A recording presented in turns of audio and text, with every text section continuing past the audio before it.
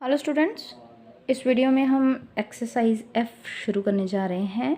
6th exercise है parabola chapter की, GNDU analytical geometry semester 3rd। तो अभी तक हमने टेंजेंट की इक्वेशंस और कंडीशन ऑफ टेंजेंसी, कोड बनाना सीखा था, लेकिन वहाँ पे कोड की इक्वेशन डिफरेंट थी। यहाँ पे कोड की इक्वेशन डिफरेंट तरीके से निकाली जाएगी। कैसे? वहाँ पे हमारे पास रूल था, यहाँ पे मिड पॉइंट है। अगर कोड का आपको मिड पॉइंट दिया है, ठीक है, एक कोड है जिसका पैराबोला दिया है, आपको कोड दी है, एक पैराबोला दिया है, कोड का मिड पॉइंट दिया है, तो कोड निकालने के लिए आपको बोला जाएगा, इक्वेशन ऑफ कोड निकालने के लिए बोला जाएगा। तो उसके लिए पूरा आर्टिकल है, लेकिन आर्टिकल ऐसा GNDU में नहीं पूछा गया, PU में एक बार आ चुका है। तो मैं समझा देती हूँ, करना ना करना ये आप पे डिपेंड करता है। तो इसका रिज़ल्ट यूज़ होगा वैसे, ठीक है। Y square equals to 4AX है। QR मेरी कोड है, यहाँ पे QR आप देख सकते हैं कोड है। इसका मिड पॉइंट आपको दे रखा है P x1 y1, और इक्वेशन ऑफ कोड क्या होगी हमारे पास? तो यहाँ पे x माइनस x1, कोड की इक्वेशन कैसे बनेगी? देखो, ये मैंने लिखा y माइनस y1, यहाँ पे स्लोप लिखते हैं लाइन की, और x माइनस x1 मतलब जिसमें से लाइन पास कर रही होती है वो पॉइंट्स। तो इसको sine theta upon cos theta कर दूंगी अगर, टैन थीटा को साइन थीटा इसके नीचे आ जाएगा और इसके नीचे कॉस थीटा रहेगा, है ना। तो यही चीज़ यहाँ पे लिखी है, x minus x1 upon cos theta, y minus y1 upon sine theta. वैसे अगर इस तरह से नहीं तो आप इस तरह से भी सोच सकते हैं कि x माइनस x1 मतलब x में से पॉइंट माइनस किया, और नीचे रेशियोज डायरेक्शन कोसाइंस लिखी जाती हैं।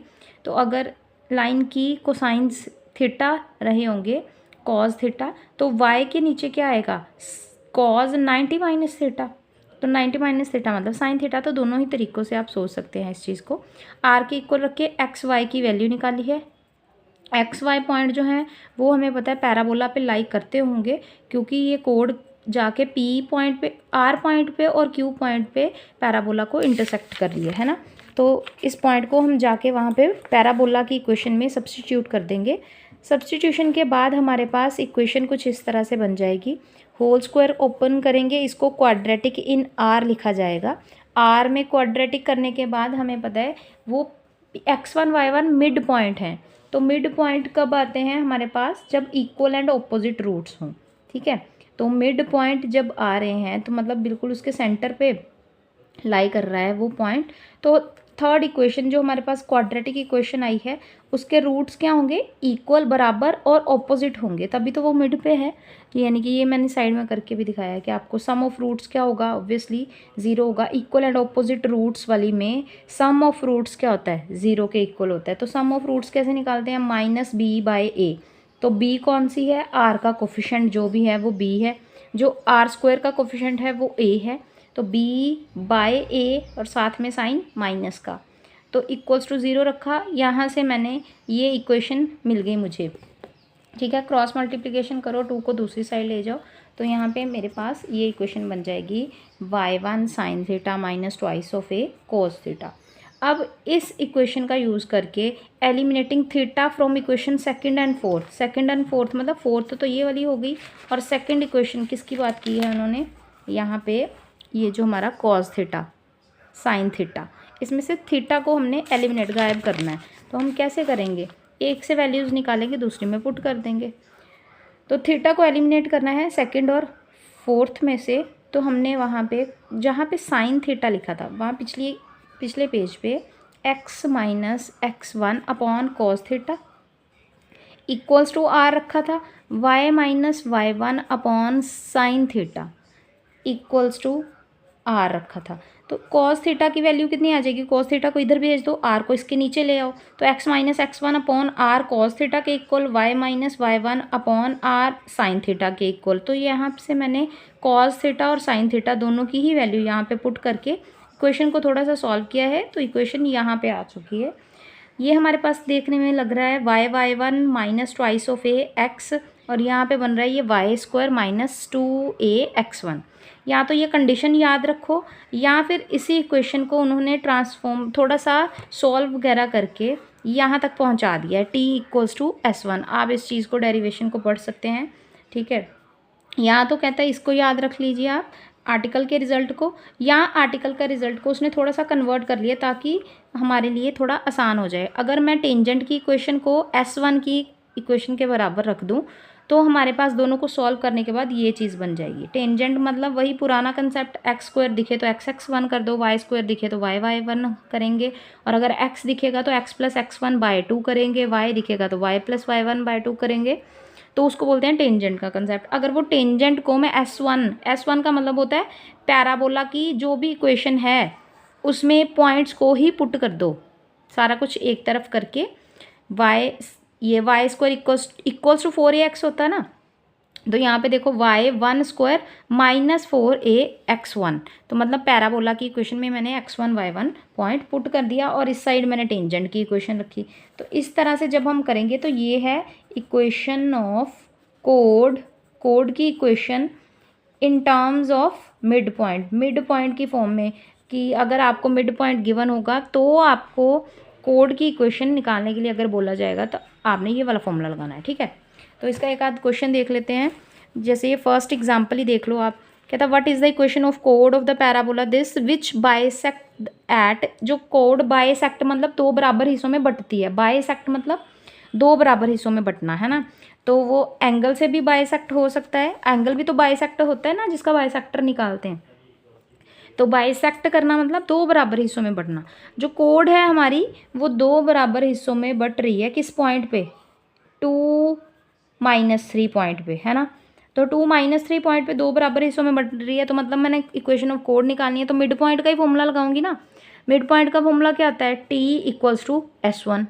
T=S1 मतलब लेफ्ट साइड पे मैंने रखा T का मतलब टेंजेंट, वाई स्क्वायर दिखा तो वाई वाई वन कर दिया, माइनस 8 रहा, एक्स स्क्वायर एक्स दिखा तो x plus x one by to कर दिया। इसको सॉल्व करेंगे तो ये टेंजेंट की इक्वेशन है, और इसको इक्वेट किसके करना है, S1 के। S1 मतलब पैराबोला में इन पॉइंट्स को उठा के पुट कर देना बस। तो मैंने पैराबोला को एक तरफ करके मतलब वाई स्क्वायर माइनस 8x करा, ये हमारा S है, और S में मैंने ये पॉइंट्स अगर पुट कर दिए 2 एंड -3, ठीक है। y की जगह पे -3, x की जगह पे 2, ठीक है। पुट करने के बाद जब सॉल्व किया, दोनों इक्वेशंस को बराबर रखा, दोनों को t को एक तरफ दूसरे को S1 को, तो बराबर रख के फिर एक मेरे पास लाइन की इक्वेशन आ जाएगी। ये लाइन ही मेरी इक्वेशन ऑफ कोड है in terms of mid point जब गिवन होंगे, ठीक है। नेक्स्ट भी हमारे पास आप देख सकते हैं, एक ना क्वेश्चन है, ये पैराबोला दिया है और सर्कल को टच कर रही है इसकी कोड, ठीक है। एक पैराबोला है जिसकी कोड आगे या पीछे मुझे नहीं पता कहाँ, लेकिन एक सर्कल को टच कर रही है, ठीक है। एक सर्कल है उसको सिर्फ टच कर रही है ऐसे, ठीक है। तो एस सर्कल को टच कर रही है तो इसका मतलब क्या होगा, ये कंडीशन आप नोट कर लेना। नेक्स्ट क्वेश्चन मैं अगली वीडियो में ही करवाऊँगी क्योंकि वो बहुत ज़्यादा इम्पोर्टेंट है। यहाँ पे आप देख सकते हो, ये मैंने जो कंडीशन लिखी है, AL square plus A square L square plus A square M square equals to N square. यहाँ पे क्या है कि एक पैराबोला हमें दिया है, ठीक है। पैराबोला देने के बाद उसने एक कोड, इक्वेशन ऑफ कोड बोला है ना कि कोड टच कर रही है सर्कल को। जो पैराबोला की कोड है वो आगे एक सर्कल को टच कर रही है सिर्फ, है ना। तो सर्कल को टच कर रही है, दैट मीन्स पहले मैंने कोड तो निकालूँ in terms of mid point. तो मिड पॉइंट x1 y1 है, तो हमें पता है T=S1। ये हमारे पास इक्वेशन ऑफ कोड आ जाएगी। तो इक्वेशन ऑफ कोड आ गई। इसके बाद एक सर्कल को टच कर रही है जब, तो सर्कल से देखो ये कंडीशन है सर्कल को टच करने की, ठीक है। व्हेन एक लाइन टच करती है एक सर्कल को, ठीक है, एक सर्कल को जब टच करती है तो लाइन होती है ऐसे LX plus MY plus N equals to 0, और सर्कल होता है हमारा, स्टैंडर्ड फॉर्मेट में बता रही हूँ, A स्क्वायर प्लस वाई, क्या बोल रही हूँ, X square plus Y square equals to A square, ठीक है। तो इस फॉर्मेट का, तो अब देखो L square A square, M का स्क्वायर A का स्क्वायर, इन दोनों को ऐड करना है और उसके बाद N के स्क्वायर के बराबर आएगा, तब लाइन इस सर्कल को टच करेगी।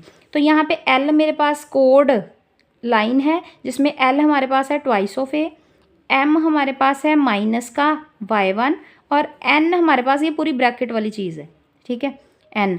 तो अब मैंने लगा दिया A square L square plus A square M square equals to N square.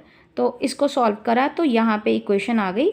इस इक्वेशन को ये मेरे पास बन गया लोकस। इसका क्या होगा, locus of x1 y1, that means इस पॉइंट का पाथ क्या होगा, लोकस मतलब पाथ। तो मतलब मुझे सिंपली क्या करना है, जहाँ पे x1 है वहाँ पे x लिख देना है, जहाँ पे y1 है वहाँ y लिख देना है, ताकि मेरे पास इक्वेशन बन जाए।